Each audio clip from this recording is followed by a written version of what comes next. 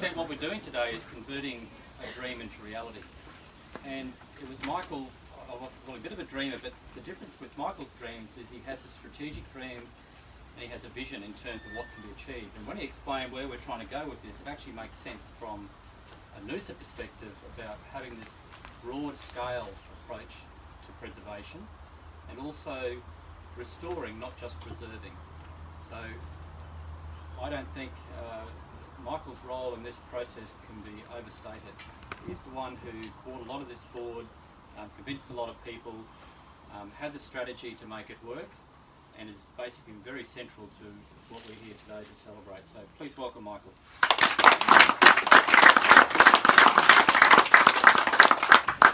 Well, thank you, Lyndon. Thank you, Brett. Thank you, Minister. Thank you, Mayor Wellington. Thanks, David. And thank you, Sandy. This is a really happy day, clearly, for Noosa Parks Association. And the reason, it's a big deal day.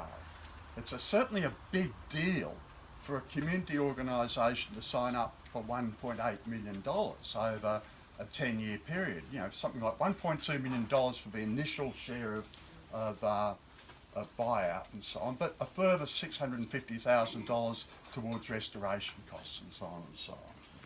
And it's a big deal for us because it's enabling us to put part of a long-term dream together, and that is for 57 years we've been working to build a great national park system in the Noosa Koala area, and many years ago we were responsible for the saving of the headland section of Noosa National Park and the progressive building of Noosa National Park southward, something like 200 hectares to 2,400 hectares.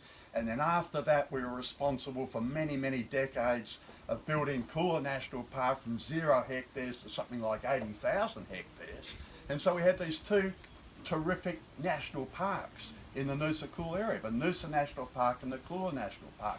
But the dream's always been to join the two, to join them as one huge national park, to give nature a real chance to adapt.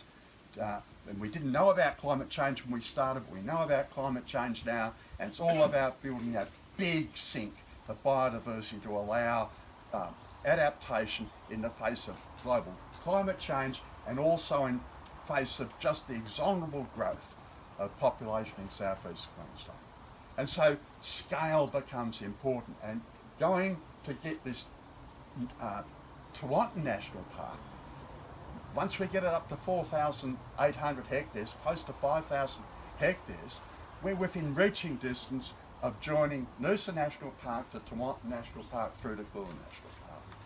You know, Tony says the last of the big conservation. He doesn't.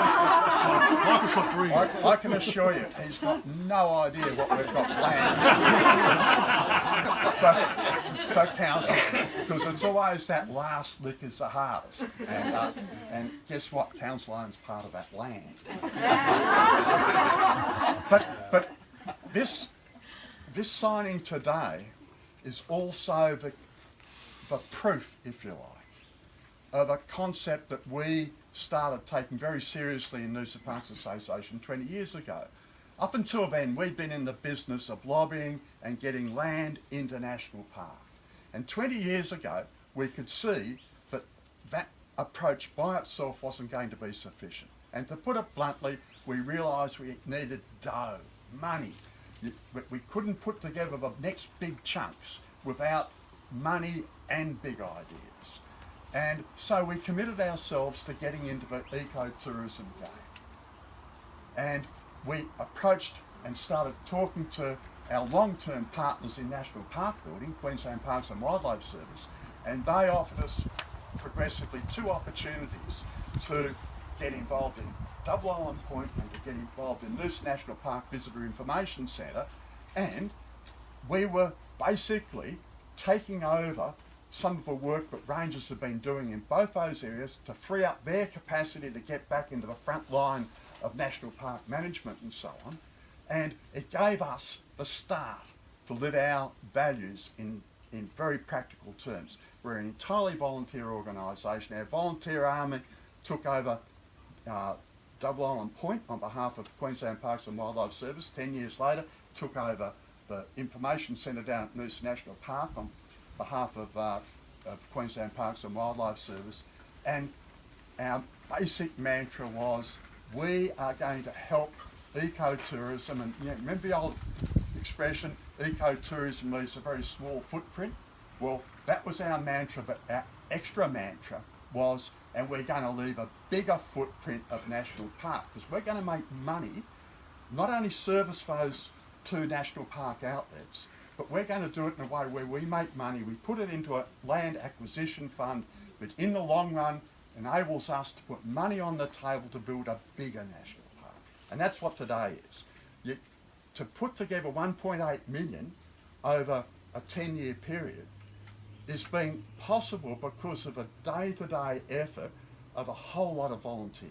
Noosa National Park volunteers that are working at Double Island Point and are working at the information centre down at Noosa National Park. And that enabled us to approach the state government, to approach Hancock's, to approach Noosa Council, because we had the idea, we had the dream, but we also had money that where we could say, we'll participate seriously in this. So, for us, today is practical proof that that type of approach works.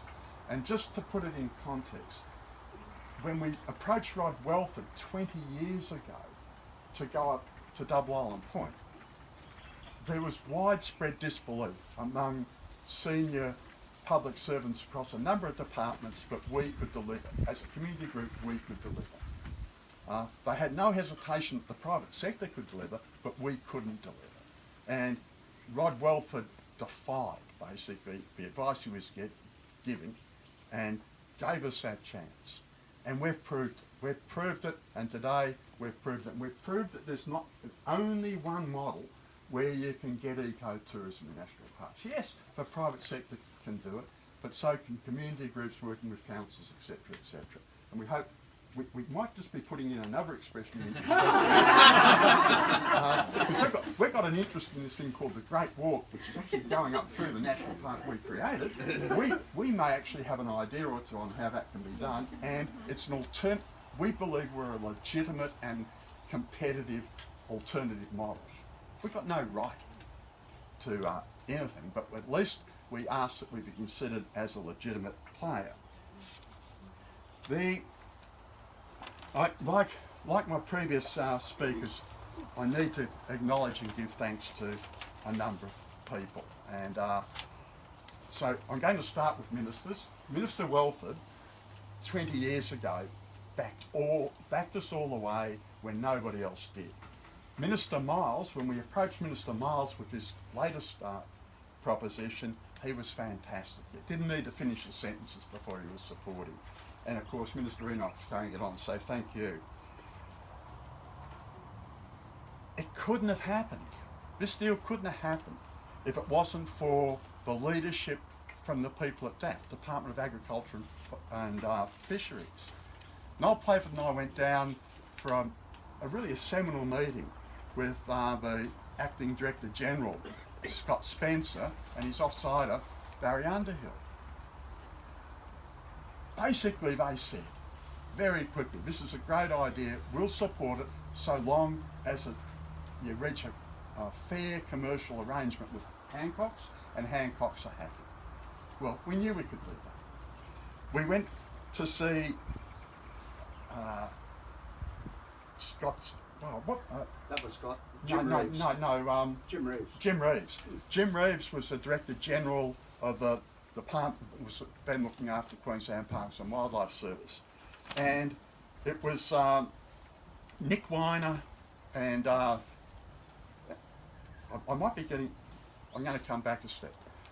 We went to see Jim Reeves, and Nick Weiner was there as his first line report. Nick's here today, and again, they just said, look, if you can make this fly with the other parties, we're right in behind it.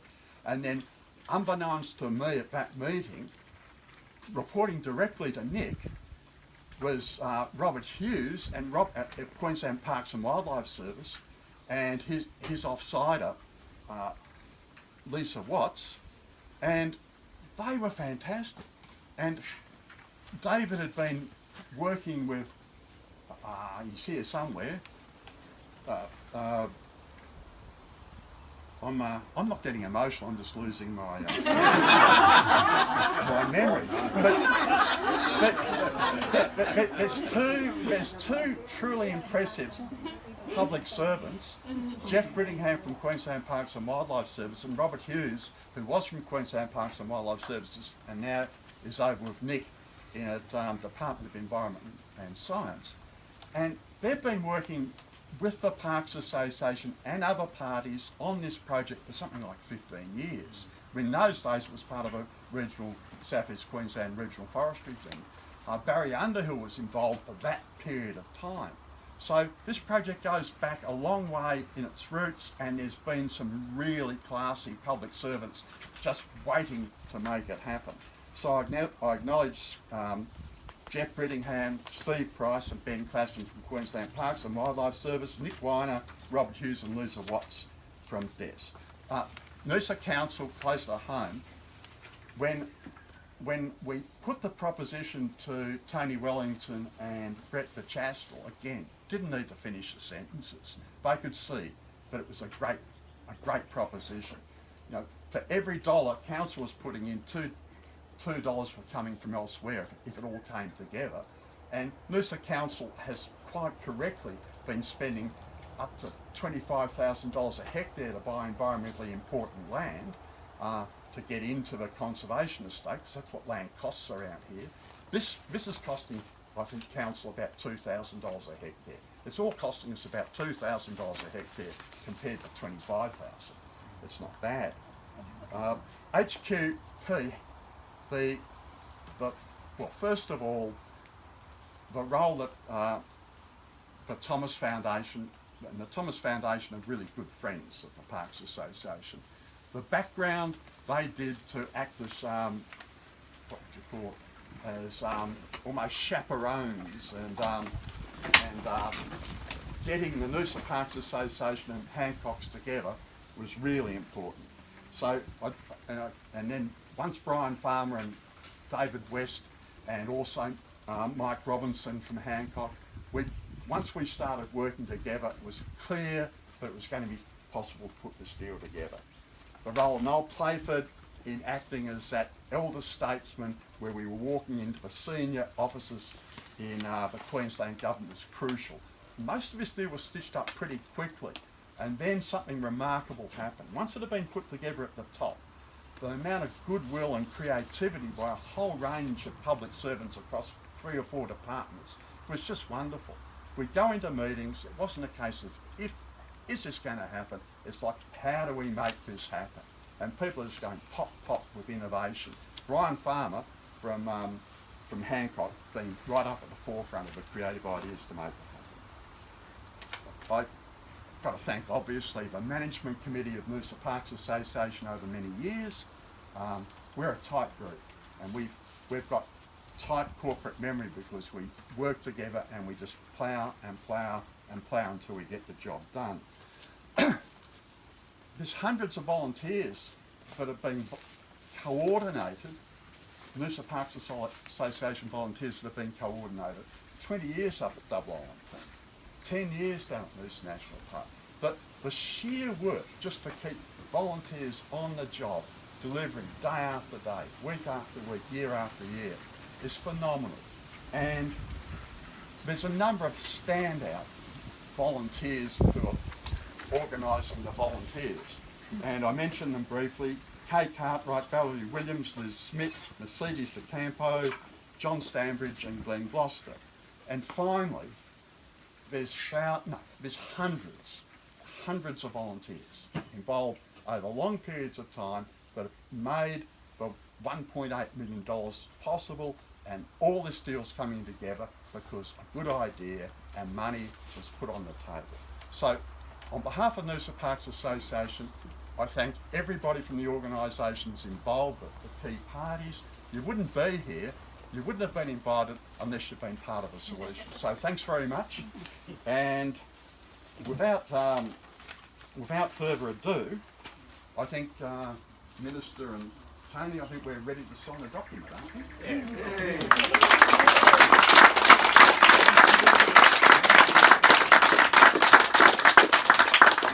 have a special guest arriving soon in a moment, our own friendly koalas, so for our photos. So, look, just want to thank everyone for coming today. Reinforce what Michael said, because my own role, I have to deal with a lot of the state public servants. Certainly Nick, Rob and Jeff, great work. Luke and Barry as well, I really appreciate you. And I want to single out Lisa, because from a personal point of view, to close the agreement and do all the work that was really hard in the last couple of months, Lisa went above and beyond. She was on holidays and was still answering emails, phone calls and doing work while she was on holidays because she had a personal commitment to this project. So we want to acknowledge you, Lisa. And finally to the council staff, because just a quick message to all of you. You know who you are, Peter and the guys up the back there who have tramped all over this, doing assessments about what financial costs the council might be into. Craig and Kim, Paul, in terms of some of the governance and risk assessments. I want you to remember this. In 5 years' time, you'll remember today, but you won't remember emails or meetings. And that's why days like today are so important to notice those milestones and remember them, because when I'm retired, I'm going to come out here and show my kids that, hey, we did this. We were a part of this whole journey, and this is going to be a great future. So thanks very much for coming, everyone. We'll do the signing ceremony now.